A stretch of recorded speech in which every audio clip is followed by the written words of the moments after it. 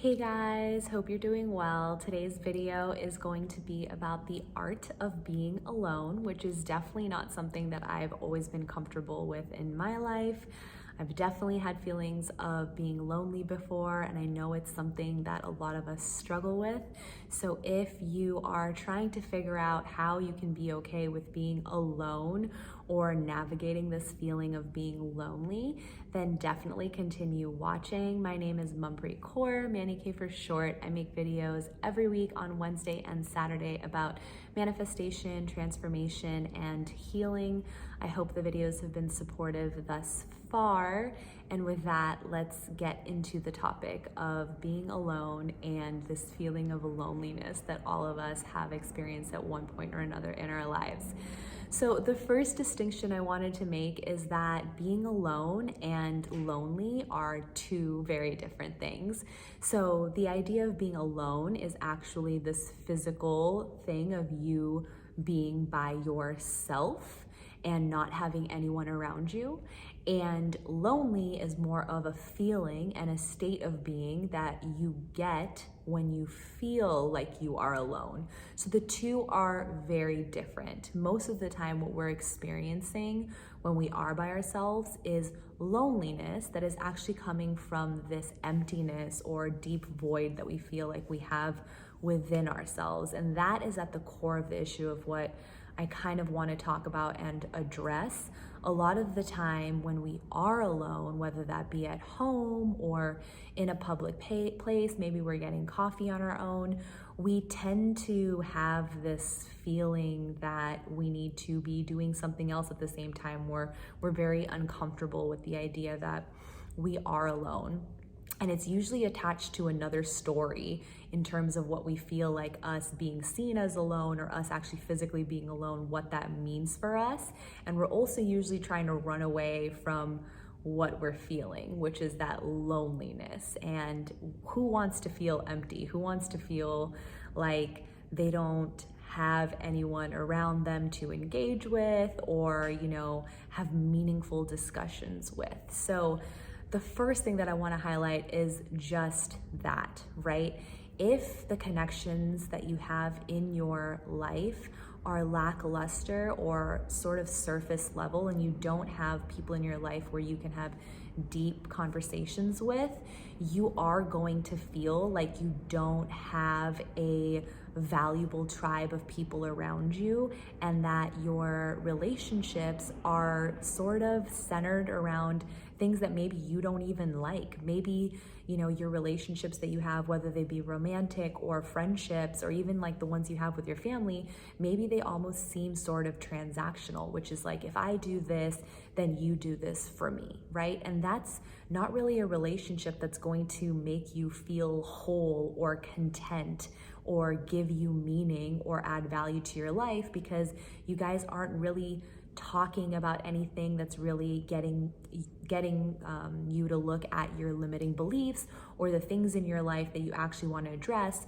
Most of the time, the relationships that we tend to have as humans, especially if we have a lot of them, tend to be those surface level friendships or relationships because we're running away from being vulnerable with others. If we can't be vulnerable with ourselves alone and really fully look at why we're feeling the things we're feeling, how do we expect ourselves to be vulnerable with others, right? So if you look at your life and you feel like the friendships you have or the relationships you have aren't really of value and they're not serving you because you aren't really being honest or transparent with those people or even with yourself as to why you engage with them, then that's the number one sign that you can look at, like, okay, I think I need to dive a little bit deeper and try to figure out why I am not even okay with being alone or being by myself. Why can't I have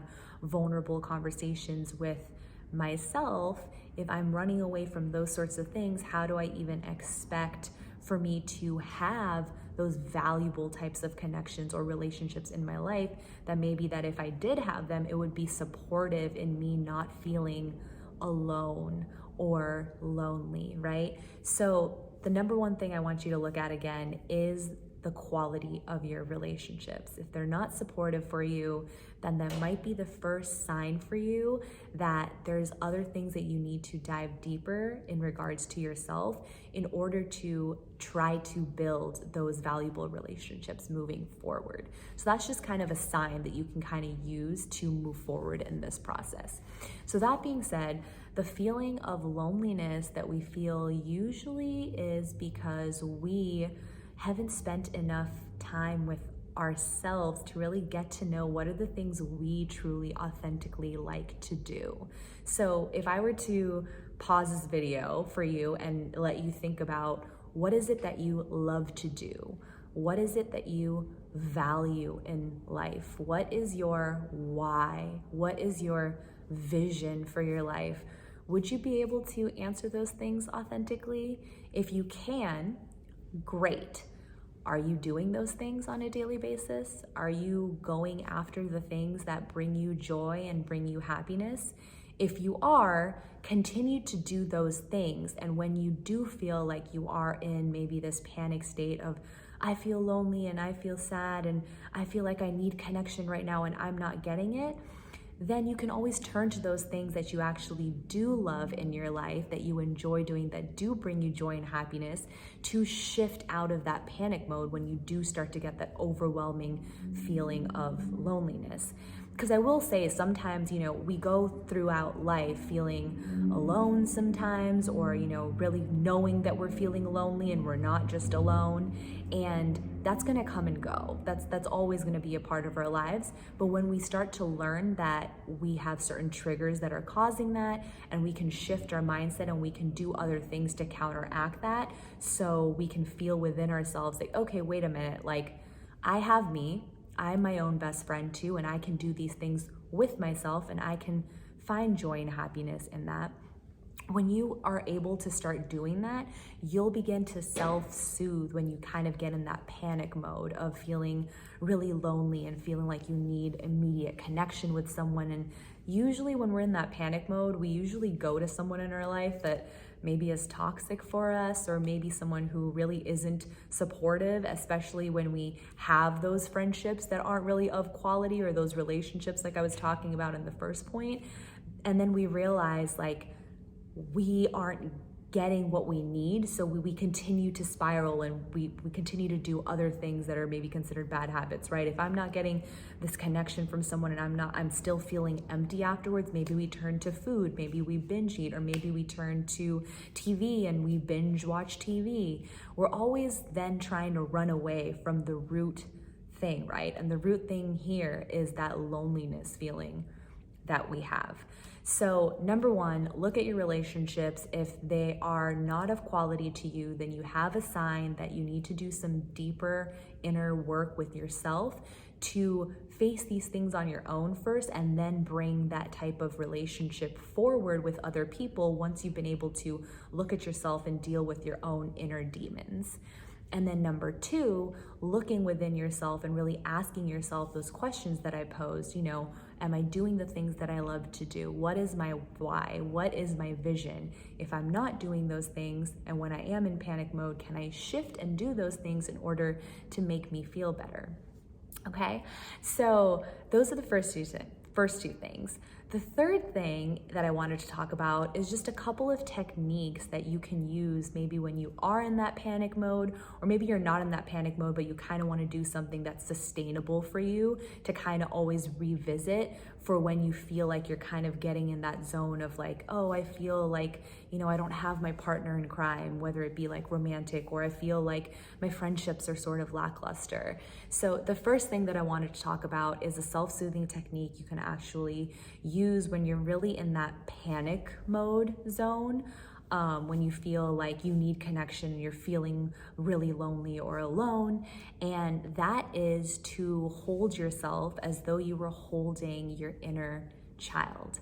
So most of the time when we're craving that connection, it's highlighting this wound or this emptiness that we have felt from when we weren't held or soothed when we were a child. And as we grow older, that feeling carries on with us. So in this moment, when you are having a breakdown or when you're in panic mode, if you can hold yourself and almost like rock yourself back and forth, or just kind of cradle yourself this way, it's really supportive for you to feel like you're holding yourself, that you are your own best friend and you are there for yourself. When you're there for yourself first physically, when you have that touch with yourself, it's so powerful. And I know it almost sounds silly, but I've done this technique a whole bunch of times when I'm in breakdown and I'm crying and I feel like I'm almost spiraling, where I am holding myself and recognizing like I'm here for myself. I'm not alone. I can get through this. It's a super powerful experience. And just that one small habit and that one small change, I was actually just talking with my friend about it, and I know it's really benefited her. And I know that everyone else that I've shared this with has also shared that with me, that it was really supportive for them to imagine that they were their little girl self or their little boy self, and they were holding themselves, telling them that it's going to be okay. That experience might even be healing for you on so many different levels as well. That's a technique that you can do right in the moment when you're having that sort of breakdown. The other technique that I did want to share that I feel like is a little more sustainable in a way where you can do this all the time and sort of put it into your self-care routine is going to be this idea of mirror work. So if you have a mirror, any mirror, it might be in your bathroom, it might be in your room, you might not even be at home, you might be in that zone when you are panicking. It is a tool that you can use when you are in that mode, but this is also something you can do every day, maybe when you're not feeling it so much, but you know that this is something you can do to make yourself feel more empowered and intentional. So you're gonna look at yourself in the mirror and you're going to look deeply into your own eyes. For some of you, if this is the first time you're doing it, might feel really uncomfortable, but I wanna push you to continue to stare into your eyes. And I want you to, first mentally just repeat affirmations to yourself. You are worthy, you are loved, you are strong, you are not alone. I am here for you. You telling yourself that you are here for yourself is so powerful. So once you mentally say those things and you're connecting with yourself eye to eye, I want you to verbally start to say them.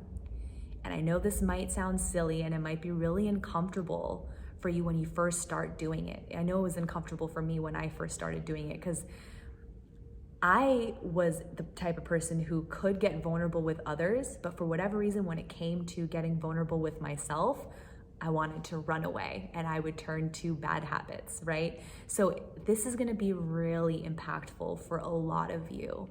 So if you start to do this mirror work where you're connecting with yourself with your eyes and saying those affirmations, first just silently to yourself and then verbally, it's literally going to transform your life.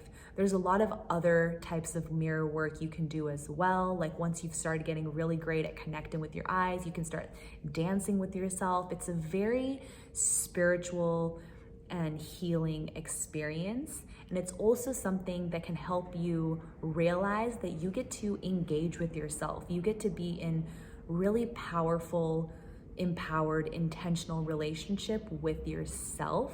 And in doing that, you're going to be able to feel empowered on a daily basis, whether you're alone at your apartment and spending a couple of weeks just doing that, and then you have, a family gathering to go to one day, but then you're back at home and you're feeling alone again. This is something that you can be doing in order to continuously feel like you are there by your side, supporting you and doing all the things that you need to do for you, right? Because the only reason I bring up that example of like, okay, you're home at your apartment for a couple weeks and then you're going to go visit your family and then you come back, and technically we're not alone, right? We do have people in our life. We do have our family members that we can go see. And usually when we go see them, it's great, we connect with them, but even sometimes when we're around other people, we still feel lonely. And that's going back to highlighting that point, like there might be a void or an emptiness inside of you because you haven't figured out how to feel whole by yourself.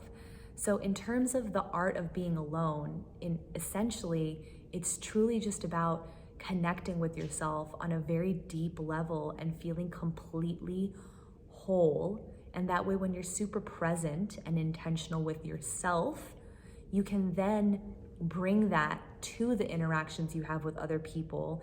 And then you can be more intentional when you are connecting with your family members or your girlfriend or your boyfriend or your friends. And then when you start doing that, you're going to start building more valuable relationships.